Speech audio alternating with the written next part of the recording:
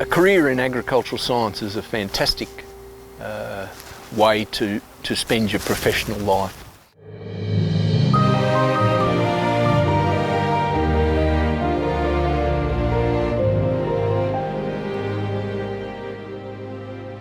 I started with a degree in agricultural science at the University of Melbourne a long time ago, in the 70s, and then I taught for some time in high school, the Victorian Education Department, and then moved on to Longerenong Agricultural College, which at that time was run by the Victorian Department of Agriculture. In the interim between then and now, I was at Longerenong for many years teaching and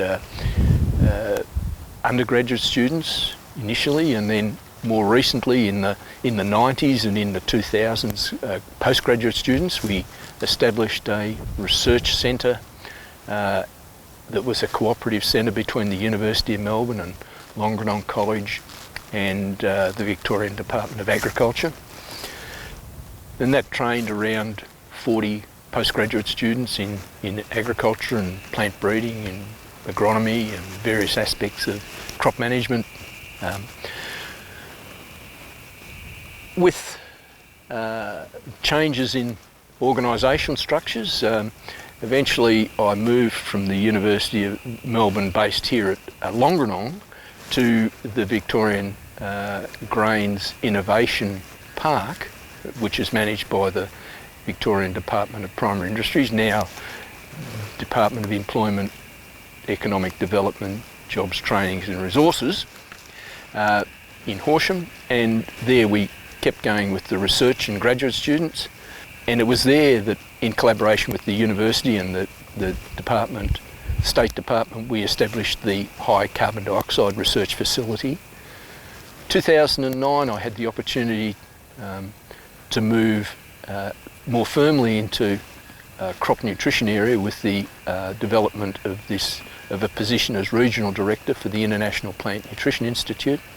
And that gave me the opportunity to become more involved in a diverse range of crop nutrition projects, such as micronutrients, nitrogen management, phosphorus placement, deep placement of phosphorus and potassium in subtropical soils, and management of nutrition in high rainfall zones. And that's the current role at which I undertake, is to help develop best management practices for nutrients for the various industry areas, including the grains industry, but also work with the dairy and sugar industries. One of the first research areas that I worked in was with the development of canola in the mid-80s. There was a need for better agronomic packages around that crop.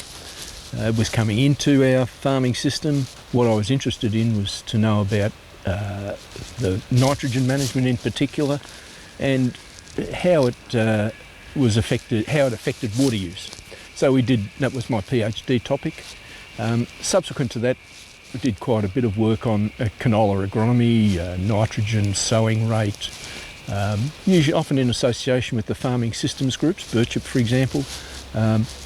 And as well as that, when we looked at canola, we thought, well, what other crops would fit into our farming system? And so in association with some graduate students, we developed Masters and PhD programs around a suite of crops such as safflower and canary seed, fenugreek. And what we were looking at is to see how they fit, what was the appropriate management practices to fit them in, and whether they had a role in assisting with sustainability in cropping systems while providing an alternative strategy for, say, weed control or fertiliser management, etc. So that was quite interesting. The extension of the canola work was into Brassica juncea, mustard, which is a close relative of canola, and we saw that as being an opportunity in the low rainfall areas to insert a reliable oilseed crop to provide a disease break, which is particularly important in that area. So that was areas about crop diversification, which I found particularly interesting, but also challenging, because it's unlikely we'll get another, quantum leap like canola provided us with in terms of our farming systems. At the same time, we had challenges around nutrient management in other crops. For example, in the southern mallee, we were finding that irrespective of the season, there was very difficult to get nitrogen responses on cereal crops. And we subsequently worked through that and found it was to do with the presence of subsoil limitations, which reduced the capacity of the roots to exploit soil water. So nitrogen management had to change with the different levels of subsoil boron and salinity and sidicity. That was quite interesting work too, because it led us on to concepts like fertiliser placement with mid-row banding, as well as fertiliser rate. Part of that work also ended up going into the first of the fertiliser groups that GRDC put together as research projects, and that group, I was involved there in particular with nitrogen and phosphorus placement in relationship to root growth, and that was interesting work, some laboratory work, some modelling, looking at how you would place nitrogen and phosphorus and how the roots would proliferate around those nutrients in relationship to soil type, crop type, and also water status. And certainly banding, which that research ended up directing towards, mid-row banding, inter-row banding, banding away from the seed row, ended up being something that now is pretty common in a lot of the farming systems, in a lot of seeders, with split twin shooting of fertiliser and seed. The nutrition work has continued since then with the more profit from crop nutrition programs, which are the GRDC umbrella programs, and we got involved with the Better Fertiliser Decisions program. I was involved also with some of the deep placement of fertiliser. This was in a transition period from when I was leaving the university to working for the International Plant Nutrition Institute. Overlapping that period, as well as the nutrition work, was the work on the high carbon dioxide, the impact of high carbon dioxide on wheat growth and development. And that was the particular aspect I was interested in through IP&I work, was about the nutritional impacts and how the high nitrogen meant, the high growth potential meant that an increase in demand for nutrients.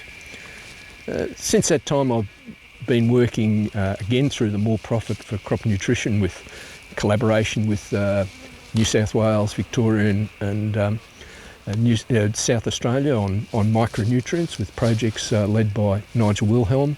There's just a project coming up which we're looking at filling up the Better Fertiliser Decisions database with information that's missing, such as information on crop responses, for example, by pulse crops to phosphorus. There's not a lot of information in Victoria or South Australia on the response of chickpea or lentil to phosphorus or potassium. There's not a lot of work on potassium at all in Victoria in terms of response. So those projects are looking at filling those gaps in the matrix of crop by nutrient by region response experiments.